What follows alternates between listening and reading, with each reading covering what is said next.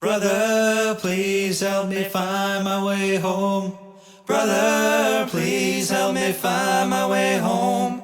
Brother, please help me find my way home. Brother, please help me find my way home.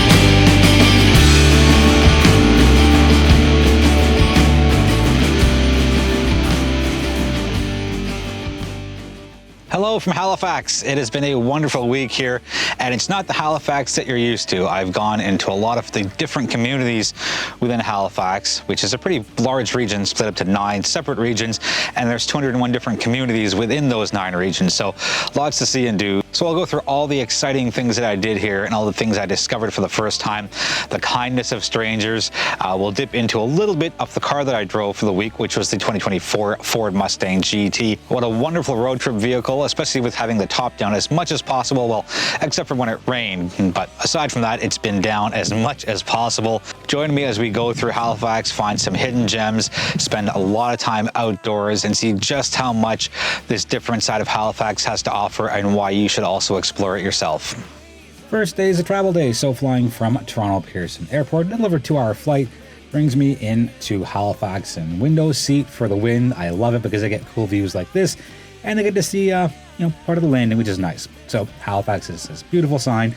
Went off to the parking lot to grab my 2024 Ford Mustang Convertible, and off I went to get a meal. Landed around midday. So Finer Diner is what I found, came highly recommended. And when you're in Nova Scotia, you got to get yourself a lobster roll. Portion size was pretty good, and I didn't leave hungry at all, and wasn't too big either. I don't like wasting food. So after a wonderful lunch, it's back in the 2024 Ford Mustang GT Convertible, and about 10 minutes down the road is Peggy's Cove Glass. And I did glass blowing in Cape Breton a couple years ago, and I loved it. So just seeing this just brought back so many good memories. And each piece is unique because it's hand blown. And even these cups that you see here, one of a kind, every single one. And the buoys are really, really popular because people love them, whether you're a local or whether you're from out of town. So first lodging for the trip is at Anchorage House and Cabins. That's my cabin right there. And ideal for a family, really good for me too. It's all got a couple of bedrooms, 2 bedrooms in the first room, and then there's a kitchen. And there's another look at the kitchen from a different angle. So pretty spacious, very cabin-esque, very cool place to be. And I chose this room because it's got 1 bed and I don't see a need in sleeping in a room with 2 beds, but very comfortable, very cozy. Service is absolutely fantastic. Highly recommend. For dinner, the rustic crust, and the pizza is so good, and it's made right there. And this patio in summer is just unbelievable. The ambiance, the weather, just everything is so cool. And that's a little shot of my dinner. Now, off to Peggy's Cove, the world famous, in fact, Peggy's Cove. I could have sat here for hours and hours and hours just watching the water move. And there's something hypnotizing about the Atlantic Ocean, especially at sunset. There's a shot of the iconic lighthouse with that light just turning around in the housing, and more sunset shots. And I like this shot. It's just a couple hanging out, and I blink and it got dark real quick, and I really like this shot too. Just it has that nice ambiance to it. Peggy's Cove is just magical all around. Day 2, and I did something I haven't done in over a decade. I went over and did some stand-up paddleboarding. Went to Shining Waters Marina, and let me tell you just how great Tim is. He was my guide/coach to get me on the stand-up paddleboard. Their rentals are fantastic because they've got top quality material. I'm going to stop talking and just let you watch how I got up so slowly. A little shaky. Okay, didn't fall, and that's me celebrating. And Tim's behind the camera, so shout out for him. And it took me about 15-20 minutes, and I got the hang of it. And I was moving. My splashes are a little too much. Posture's not great, but I had a great time. And if I can do it, I promise you, you can do it. And it's really cool just being on the water from a different vantage point. Now from there, it's over to the Bike and Bean Cafe for a quick lunch. Really cool place that is an actual train that you're seeing on the right side of the screen. I love the orange theme for the color. Little quick ham and cheese panini, and it hit the spot. I didn't want something too big. And this is actually part of the Rails to Trails in St. Margaret's Bay. Very cool trail system. We'll get into more of that shortly later on in the video. But I love this part of Nova Scotia. It is just absolutely enchanting and magical, and it's so welcoming, whether you're walking, biking, driving. Speaking of driving, in between the lunch and my next stop, I just found a little pull-off, took some pictures of the car and some video of the car with the top down. I love the ocean. I truly, truly do, and any chance I can get to hang out there, I will. So from stand-up paddleboarding in the morning to Scotia Cycle on 2 wheels for part of the afternoon. And it's a self-guided trail, and yeah, there's maps that you can get, but you just want to explore it and adventure. And I was on an e-bike, and that makes a world of difference because you're not struggling, let's say halfway through when you're maybe losing a little bit of energy. Trails are pretty well taken care of. Crest Rock here, a couple of bridges, good views of the water, and just an overall solid experience. I highly recommend this as well. It's a nice way to see Nova Scotia from a different vantage point, and I clocked in a little over 17 kilometers on my voyage. And here it comes, Blue Forest Shores. It is this enchanting, magical, serene place. If you're looking to unplug and recharge and just reset yourself, this is probably my favorite spot in Canada to do this. Here's a quick look at the boathouse. It's a small little cabin, 2 floors. Love that the stairs are blue. So upstairs is the sleeping area. Downstairs is a patio, and the upstairs also has a patio. 2 beds, so you maybe fit 4 people in total. Again, it was just me on this solo trip, but very nice, very welcoming, and this view of the Atlantic Ocean is just wonderful. Now, there are no bathrooms on site, but it's about a 30-second walk to get to the outhouse, and showers are also outside. Same 30-second walk, just on the other side of the path. It's very private. No one's going to be looking at you with it. Now, their big attraction here is a spa, and I unfortunately didn't get a chance to experience it. My itinerary was a little on the full side, but here's some shots of it. It is absolutely amazing. And people come from around the world to experience the spa here. If you get a chance, definitely go. And for dinner on night 2 was Old Number 7, and guess what I had? I'm known for my love of chicken wings, and nothing goes as good with chicken wings on a appetizer side as a little side of mac and cheese. So yeah, pretty solid day 2 as well. I've been on the stand-up paddleboard, I've been on the bike, and now it's time to use my own 2 feet. So Taylor Head Provincial Park went for a pretty decently long hike, 4 kilometers in total, and they do have maps there as well. It's not too hard to navigate it on your own, but again, if you do want something physical to hold in your hand, they have you covered there. Now, it rained the day before, so some of the trails were a little muddy, a little slippery. Just use an extra amount of caution as you're going through. This is part of the trail that's a little damp, but not completely soaked. And there's a quick look at the map itself. So, beautiful views, absolutely beautiful views. It's quiet, it's serene, you can hear nature, and you just want to appreciate the place. So if you go, don't rush through it. Take your time and really enjoy what Taylor Head has to offer. I did slip a couple of times and get my feet soaking wet, and that sets it up for this clip. Went for a hike at Taylor's Head, got my feet soaked. Went to a variety store to look for a pair of flip-flops. Couldn't find anything because we're done for the season. This fine man, Flanders, he's like, oh, come out to the truck. He just gave me these. Like, you don't find this at home. Only on the East Coast do you find this kind of, like, oh, I wish I had tear ducts. I would cry. But like, sir, you are wonderful, fantastic. Just enjoy them and enjoy the rest of your journey. Oh, thank you, sir. About 10 minutes away from Blue Forest Shores is Noura's Pizza. Hidden gem, kind of, because they're super popular, but there's a few different food options, and I picked this because of the high ratings they have. The service was amazing, the food was amazing, and it's just, this whole part of the country is just so welcoming, and they want you to enjoy the place, they want you to discover it. So again, can't say enough good things. Went for a sunset drive, and I decided, just put the camera away and enjoy the scenery of Nova Scotia. So I did stop for a couple of pictures beforehand, but day 3, amazing. Let's do a quick spin on the car itself. So 2024 Ford Mustang comes in a big 5-liter V8 convertible hardtop automatic manual, and the smaller engine is also available, the 2.3.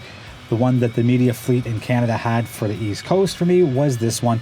Loved the color scheme, and more importantly, for a high-performance sports car, the seats were really, really comfortable, and I did a fair amount of mileage, a little over 1,000 kilometers over a few days. get the big dual screens as well, and it's customizable and everything's digital, kind of the way the modern automotive industry is going, but it makes it really easy to read, full-size Apple CarPlay, and you can't beat a convertible in summer, right? Next up is clam digging, and there's going to be a lot of cool clips here, so that's Darcy, and here it comes. So I'm with Darcy, who's fantastic, and he's my guide today, and we're going clam digging in the clam flats. And I'm gonna try and do this carefully. He's like, well, your feet might get stuck a little bit, and like you can see all the mud, and I hope this is coming through because I can't see the actual lens, but that's the first part of it. All right, so I'm here, as you can see. Land is over there, which is where the car is. There's Darcy again, and he's like, Jay, you should just take your shoes off. I'm like, Darcy, I'm good. And he's like, Jay, take your shoes off, because Darcy's a veteran of this, and he's got no shoes on. I'm like, all right, Darcy, you win. So there are my shoes. Let me get in front of them. And to give you an idea of just how sticky this mud is, let me get this set. Hold on. This is me trying to pull my shoe, and this one's in pretty deep. Can I get that? There it is. All right, like it finally went somewhere. I hope there's no mud in the camera. Anyways, hold on. We'll keep all the shaky stuff, and this is such a cool experience doing clam digging. Darcy was right there. I'd show you my feet. Whoa. Can you imagine if I fell? Anyway, so my feet are sinking in the mud, so I'm gonna go just like, it seems so short, but it's not. There's a lot of steps. Anyway, That was part of the trip. right? It's the beginning part and the end part. So this is before I took my shoes off, and I should have listened to Darcy because he knows better, and mud and water and water and mud, and yeah. All right, so here's how we dig clams from the expert. Yeah, I always tell everybody to start off at 45 degrees. Right. Just to start, just so you can pull back.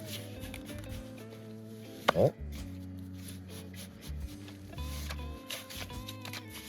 Now you'll see there's a little bit of memory involved, because sometimes the holes don't show. You got to remember where they were. We do have to measure them. I know they're big enough, but you'd measure them like this to make sure they don't go through. All right, little lesson on the aging of clams. The aging of so clams. what do we got? All right, soft shell clam. The top is the hinge, and then you'll see these lines coming down through it. These are the age of the clam. Every year you'll see its length and growing. So how old is this clam? Well, going by the rings, that's it. 1, 2, 3, 4, 5, 6, but 7 years old. Had to get this shot because we looked like Wolverine. So I did my own clam digging under Darcy's very, very watchful and careful eye, and I got a bunch. I think 30 or 40. This is one of my first ones, and just plucking it out and all sorts of happiness because I actually got it done, and that's my collection right there. And just following Darcy's guidance, and at the end I got this cool sticker that says I dug clams in Clam Harbor, and so many good things to say about Darcy. Absolutely remarkable. Now let's go to memory lane, because that's part of the package that gets you the clam digging. And memory lane is this historic place that brings you back to life in the 40s in this part of Nova Scotia. So there's a cookhouse kitchen, and I actually got to eat the clams that I caught. Now, on to memory lane itself. The anchor point for me is this Imperial Esso dealer sign. Most of the stuff is outdoors, but the cool old school gas pumps, again, from nearly 100 years ago. And the way they have it set up is just a good replica of, again, what life was like in the 1940s here. So a lot of the things you won't see in today's modern world, but I'm happy that they've just brought this back to be available to the public to see and touch and feel and experience and talk about and take pictures and video of. Here's an example of one of the cabins that you would have been in almost 100 years ago. And again, whether it's building things or tools, or whether it's a church or a school or whatever parts of community there is, it's replicated here. And speaking of the church, there's the outside and there's the inside of one. I was born in 1978, and I went straight to this in the schoolhouse. I don't think many people will know what this actually is as far as the younger generation goes, but I love it. I'm happy I didn't go to school in the 40s. They've got some live animals kicking around, and they're pretty harmless. You leave them alone, they leave you alone, take your pictures, and respect their privacy. As an automotive journalist as well, I loved the garage/mechanic part of it. Just look at that beautiful antique vehicle and just taking a look inside. What radio, what modern amenities. It is so cool to look at. And just my time at Memory Lane was outstanding, 12 out of 10. And that's what the inside looks like, full of old school items. Absolutely love it. Last stop, last day, Coastal Adventures kayaking with Scott and Gail. I could be on a kayak for the rest of my life and love it. Anywhere I go in warmer months, I try and get in a kayak. I kayak as much as possible. And this was one of the best tours I've done in the 20 years I've been doing travel writing. There's my friend Katie, who was out with me along with the other group. We were all strangers as far as everybody else went. And there's Gail being super cute and very friendly. And we all got along instantly. And I loved it. And it was just so calm on the water. And it's not rushed. They let you go at your own pace, but they give you a lot of information. They explain the area and the natural geological aspects to it and the nature aspects to it. And even if you're not huge into kayaking, they will take such good care of you. Top-notch gear, top-notch safety equipment as well. They'll make sure you're completely safe and comfortable. About 3/4 of the way through, you'll pull over at a beach and get some snacks, stretch your legs, because it's a 3-hour tour. So just again, to give you a little bit of a break from it, we definitely enjoyed it. And then once we're done that, back into our kayaks and out for the rest of the tour back home. 12 out of 10, a million out of 10. This is such a wonderful experience through Coastal Adventures. Absolutely recommend. So there you have it. My experience in Halifax was absolutely wonderful. I hope you've been inspired by what you've seen to come and visit the area yourself. And again, yes, Halifax does have a lot of things in the actual downtown core, but spread your wings and get on the roads, drive for a little bit, and you'll find so many hidden gems, wonderful people, wonderful experiences and adventures and memories to last you so long. From the waters of the Atlantic Ocean, and as the sun comes out, I invite you to subscribe to the Modern Traveler YouTube channel. As well, I invite you to subscribe to our social media platforms. We're on all the major ones. If you like what you see, give this video a like. If you really like what you see, feel free to share the video within your network, family, friends, and anyone else who you think might appreciate this travel video and who might be inspired to visit Halifax themselves. Thank you so much for watching. I truly do appreciate the support, whether it's your first time here or whether you're a longtime subscriber and you've been here since the very beginning. Again, thank you so much for watching, and I look forward to traveling with you next.